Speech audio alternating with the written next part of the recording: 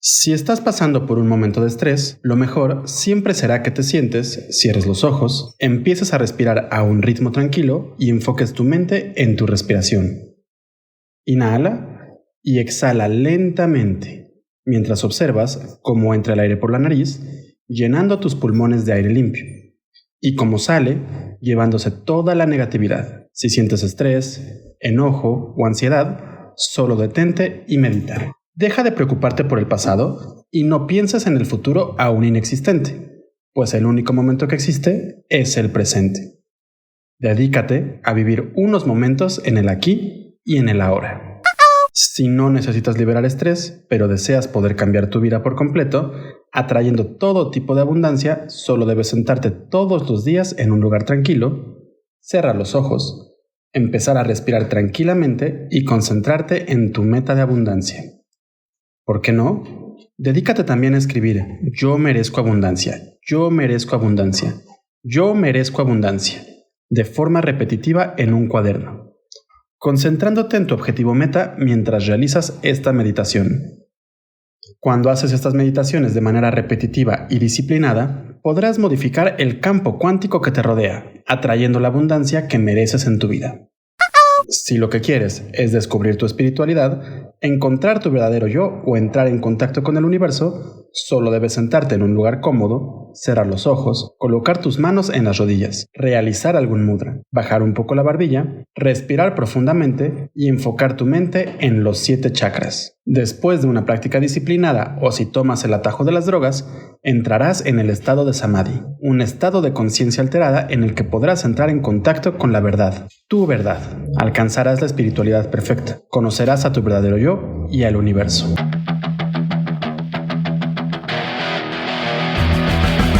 Yoga, una disciplina ancestral que se convirtió en uno de los negocios más lucrativos de la industria del fitness. ¿Cómo es que esta técnica antigua se convirtió en un negocio espiritual? ¿Realmente es yoga lo que practicamos hoy en día? ¿Qué chingados es el yoga? Yoga y más allá, un podcast en el que buscamos entender la evolución de la práctica de yoga desde su filosofía ancestral hasta la práctica postural contemporánea. Acompáñanos a profundizar en esta práctica, entender sus conceptos y desmenuzar su historia.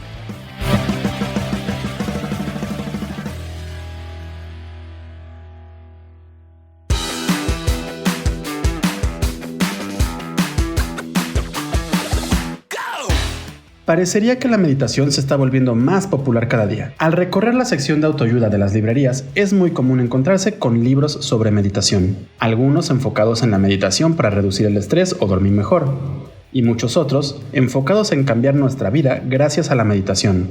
Joe Dispenza, Deepak Chopra, Eckhart Tolle, Wayne Dyer, Neville Goddard se han vuelto millonarios gracias a la meditación de este último tipo. Pero sus millones no llegaron gracias a que se dedicaron a meditar, sino que lo lograron porque escribieron libros de autoayuda en los que retoman el concepto de meditación. Por otro lado, existen un sinfín de estudios científicos y pseudocientíficos en los que se habla de las maravillas de la meditación. Estudios que demuestran que la meditación puede cambiar el pasado, nuestra estructura mental y nuestro carácter de 1000 formas diferentes. Pero, ¿qué es realmente la meditación?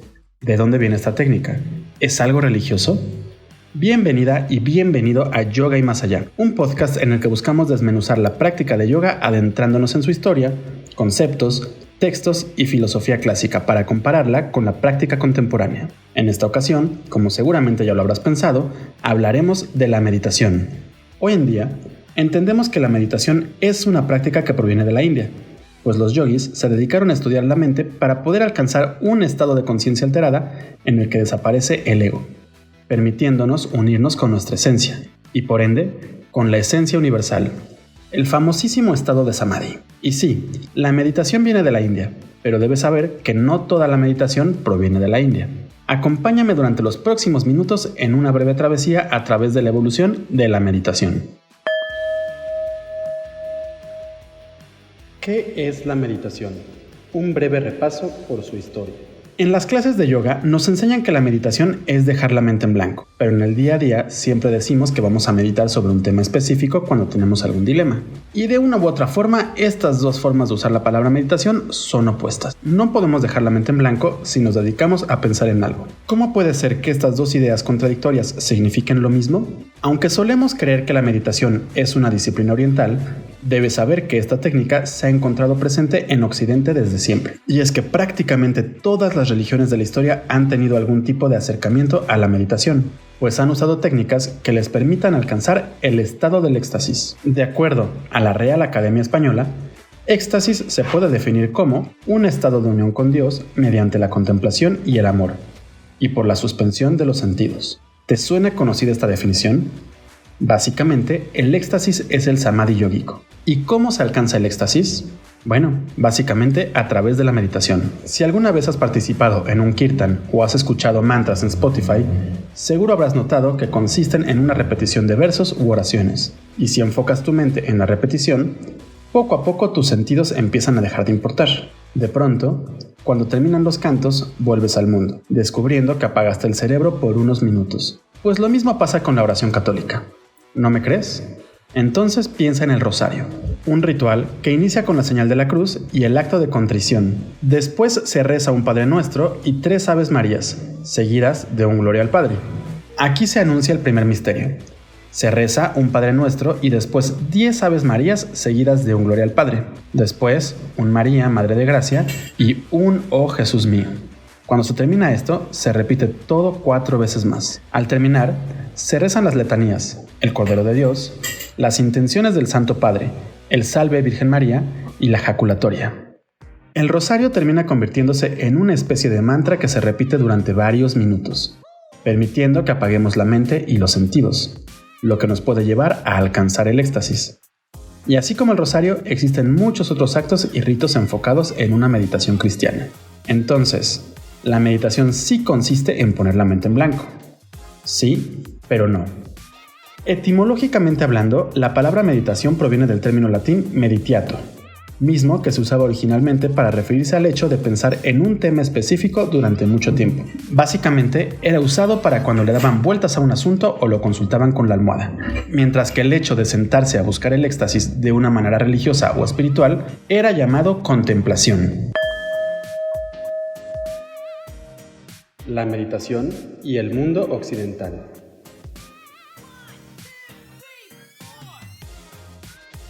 No fue hasta finales del siglo XIX y principios del XX que el término meditación empezó a usarse para referirse a la contemplación o a las técnicas de contemplación orientales.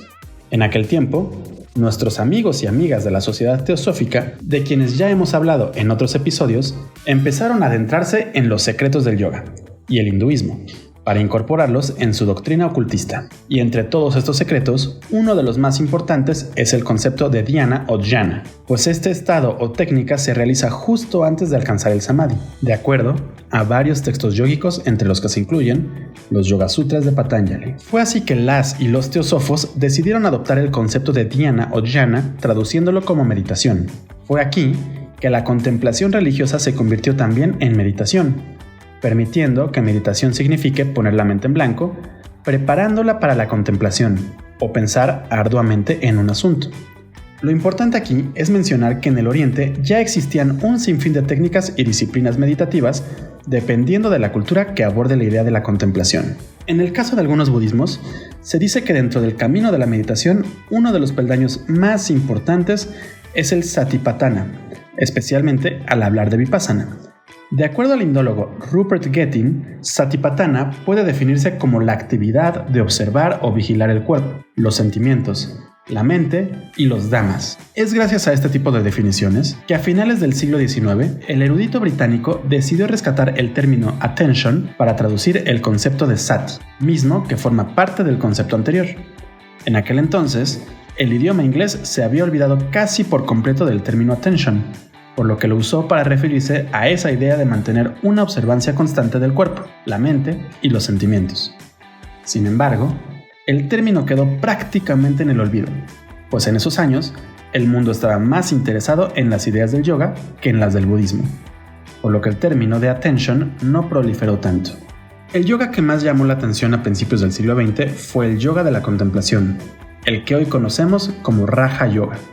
Esta escuela de yoga, impulsada principalmente por Vivekananda, buscaba alcanzar el samadhi a través de la meditación y el pranayama, proponiendo y popularizando el Ashtanga Yoga patanjálico. Pero para que el yoga pudiera permearse por completo en Occidente, se tenía que eliminar todo rastro de filosofía religiosa. De pronto, el yoga dejó de tener una connotación religiosa y pasó a ser meramente espiritual. En ese ínter, un gran número de monjes y pseudogurús decidieron aprovechar el boom del ocultismo y del nuevo pensamiento para lucrar con sus propios estilos de yoga meditativo. Fue así que unos años después, el budismo empezó a popularizarse más y más entre las y los occidentales. A fin de cuentas, entendían al budismo más como una filosofía que como una religión, recreando el budismo zen.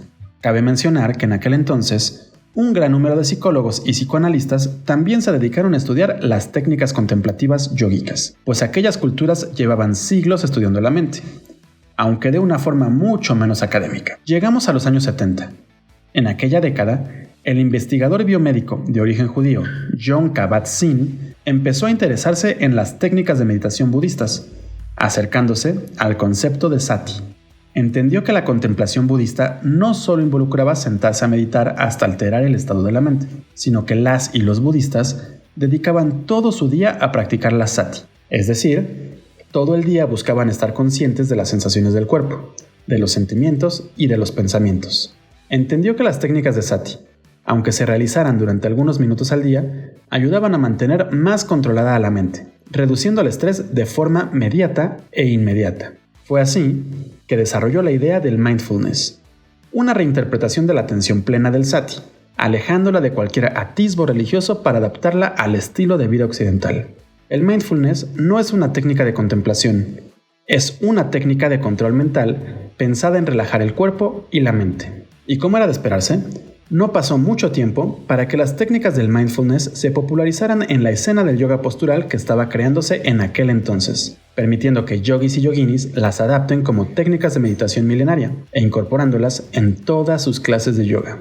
Y no digo que esto sea malo necesariamente, no. Pero lo que sí estoy diciendo es que prácticamente todas las meditaciones que realizamos en Occidente, ya sea con ayuda de podcasts, videos, aplicaciones o en estudios de yoga o de meditación, no son meditaciones tradicionales, sino que son invenciones occidentales. Y nunca me cansaré de decir que esto podría derivar en la apropiación cultural.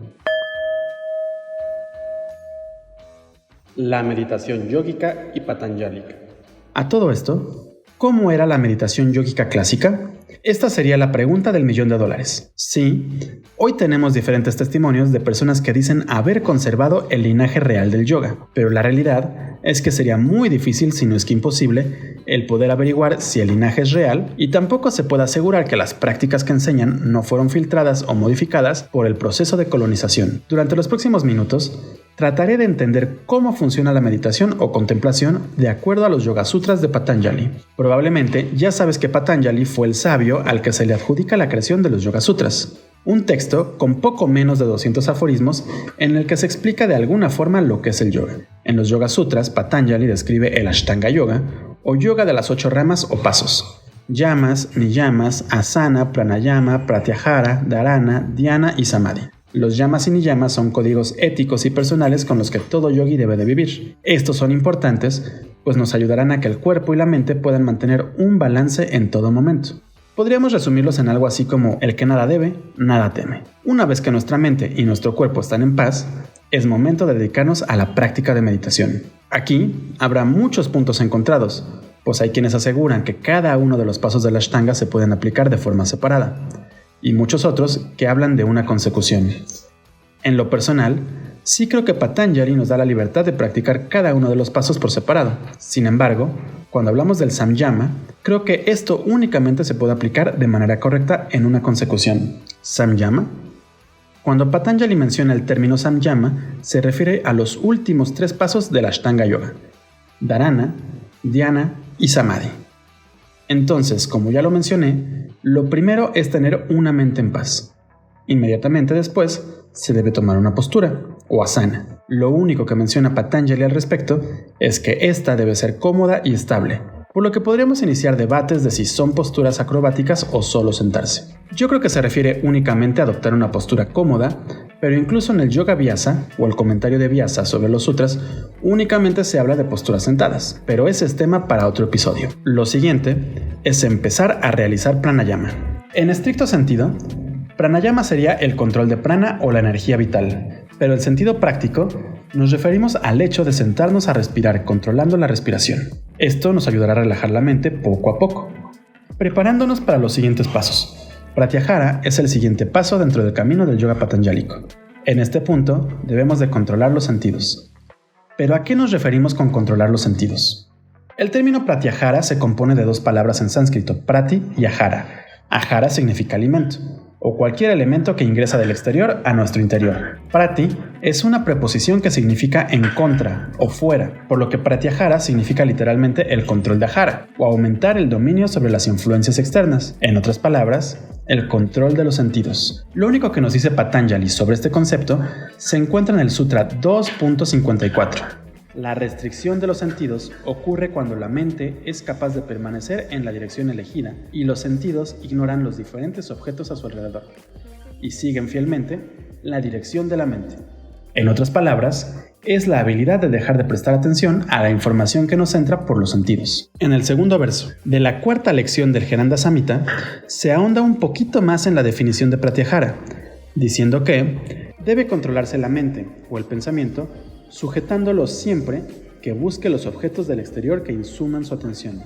Entonces, una vez que adoptamos una postura cómoda, que empezamos a calmar la mente con la respiración, es momento de alejar nuestra mente de todo lo que entra por los sentidos, ignorando si hace frío o calor, si un mosco se para en nuestra mano, o si vuela amenazándonos con su molesto zumbido, si hay música cerca de nosotros, si el ambiente huele a rosas o a excremento, y cerrando la boca y los ojos.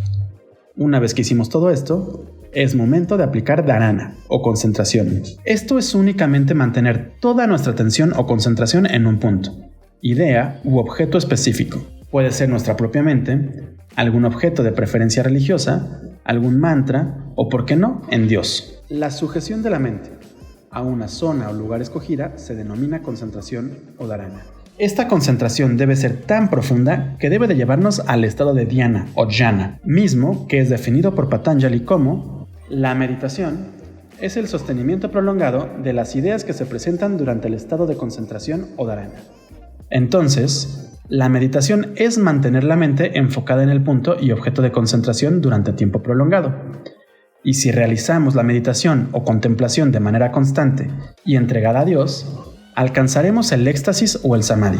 De una u otra forma, todo esto lo podemos equiparar con la meditación occidental de inspiración oriental y o con el mindfulness.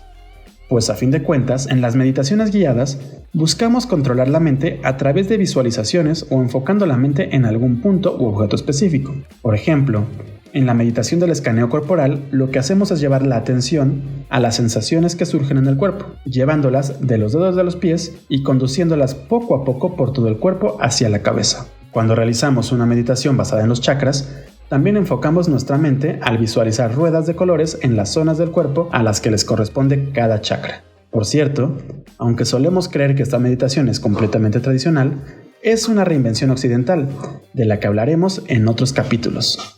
Y sí, de una u otra forma podríamos pensar que la meditación occidental contemporánea es muy similar a la meditación tradicional yógica, pero siendo honestos, nuestra meditación es mucho menos disciplinada y profunda. Aún así, tal y como lo demostró Jon Kabat-Zinn cuando creó la idea del mindfulness, la meditación cuenta con muchos beneficios que la han llevado a convertirse en una técnica ampliamente difundida en Occidente.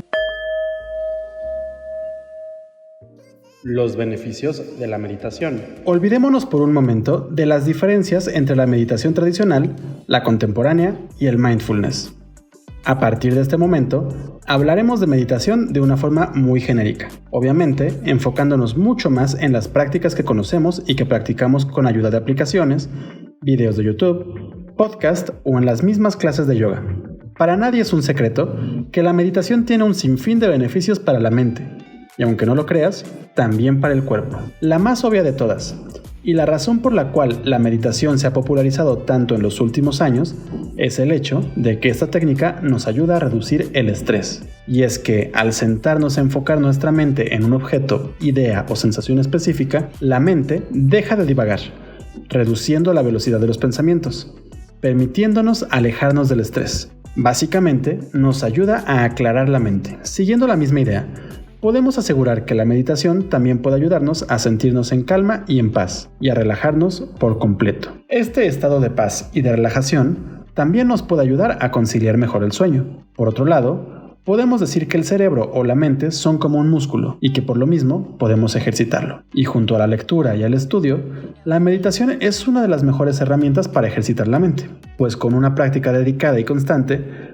podremos empezar a domar a nuestra mente, permitiéndonos enfocarla mejor en nuestras actividades del día a día y evitando que nos lleve por pensamientos indeseados u obscuros. En otras palabras, al entrenar la mente, podremos evitar caer en esos pensamientos que nos llevan a sentirnos tristes, estresados, enojados o incluso que nos llevan a la ansiedad. Todo esto, además de relajarnos, también nos puede ayudar a aumentar nuestra creatividad, mantenernos enfocados en el presente, aumentar la autoconciencia, descubrir nuevas perspectivas de vida y evitar situaciones estresantes, reducir las emociones negativas y en general redescubrir la felicidad o la alegría. Sobre esto último, no me refiero a esa felicidad que sientes cuando estás con tu pareja o algún ser querido. Tampoco me refiero a la felicidad que alcanzas en el Samadhi o en Moksha, sino a un estado de plenitud al que podríamos llamar contentamiento, pues estás bien con lo que tienes y con lo que no tienes. Si nuestra meditación se enfoca en observar nuestros pensamientos o en poner la mente en blanco, esta técnica también nos podría ayudar a conectar con nuestra esencia o a conocernos más profundamente.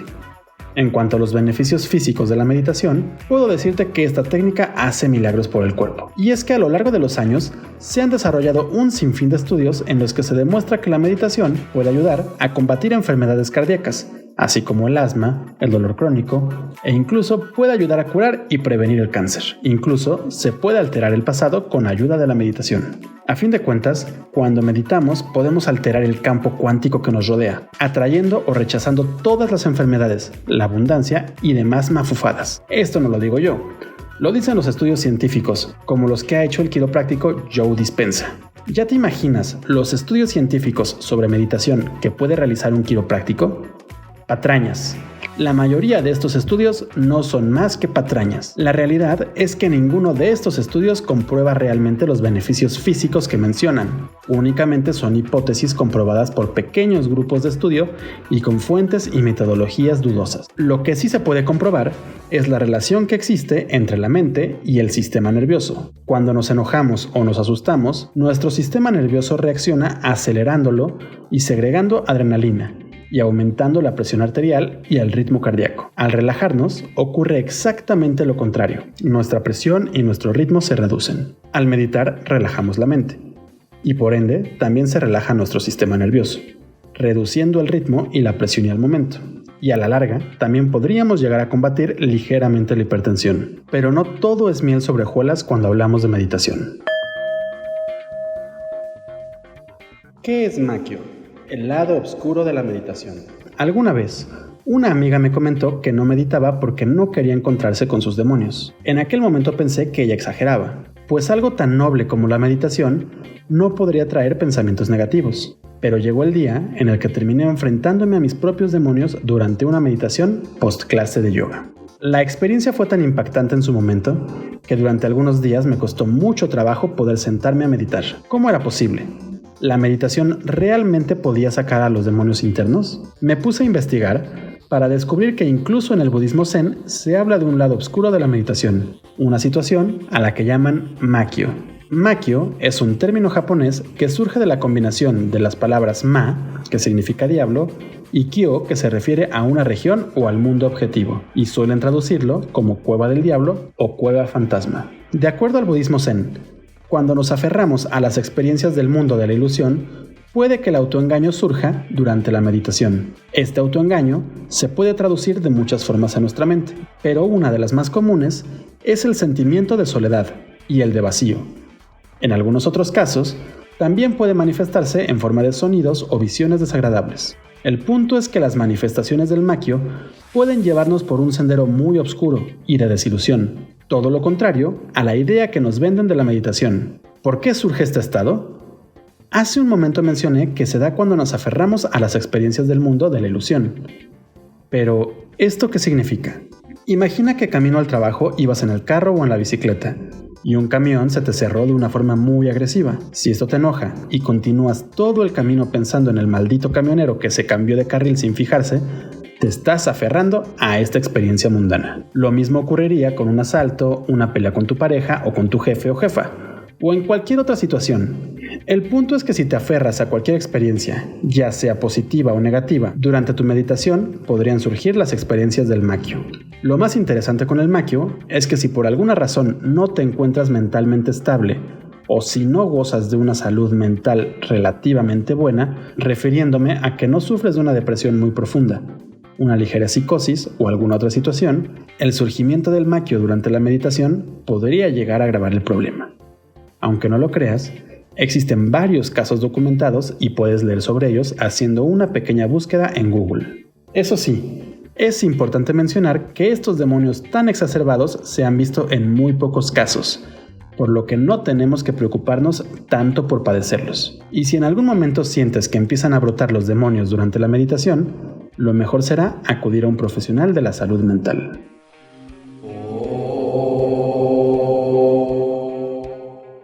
La meditación es un tema increíblemente complejo y del cual podríamos hablar por horas y horas. Podríamos dedicarnos a analizar diferentes textos clásicos de yoga, de tantra, de budismo y demás tradiciones orientales. También podríamos ponernos a analizar las diferentes formas de meditación o de contemplación tradicionales de las diferentes religiones y tradiciones occidentales. Podríamos adentrarnos en los caminos del ocultismo teosófico y del nuevo pensamiento, y en el cómo es que estos grupos terminaron apropiándose y colonizando la meditación. Y podríamos explayarnos con los diferentes gurús de la India y de los Estados Unidos que se dedicaron a lucrar, tergiversando la tradición oriental y creando fama y dinero.